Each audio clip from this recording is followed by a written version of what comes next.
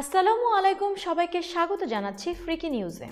শুরুতেই জানিয়ে দিচ্ছি এখন পর্যন্ত আমাদের হাতে পাওয়া সর্বশেষ সংবাদ। কি পেল পাকিস্তান? জীবিত অভিনন্দনের বদলে নিহত শাকিরুল্লাহকে পাচ্ছে পাকিস্তান।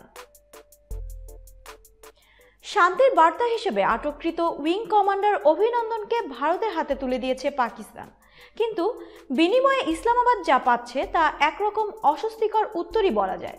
কারণ ভারতের কারাগারে সহবন্দীদের হাতে নিহত পাকিস্তানি নাগরিক শাকিরুল্লাহর মরদেহ ইসলামাবাদের হাতে তুলে দেওয়া হচ্ছে। কাশ্মীরের পুলওয়ামায় এক আত্মঘাতী বোমা হামলায় একটি আধা সামরিক বাহিনীর 44 জওয়ান নিহত হওয়ার পর পাকিস্তান বিরোধী উত্তেজনার মধ্যে ভারতীয় বন্দীর পাথরের আঘাতে শাকিরুল্লাহ নিহত হন। বর্তমানে তার মরদেহ ওয়াগা সীমান্তে পৌঁছেছে বলে জানিয়েছে জিও নিউজ। শিয়ালকোটের এই বাসিন্দার মরদেহ প্রথমে রাজস্থানের একটি হাসপাতালের মর্গে রাখা হয়, পরে আনসার বার্নি ট্রাস্ট ও নয়াদিল্লিতে পাকিস্তানি দূতাবাসকে জানিয়ে তার মরদেহ পাকিস্তানে ফিরিয়ে নেওয়ার প্রক্রিয়া শুরু হয়।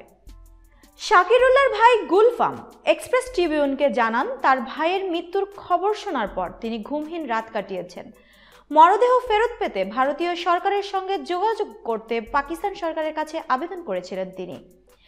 ভাইকে শেষ দেখার জন্য তার পরিবার অধীর আগ্রহ নিয়ে অপেক্ষা করছে।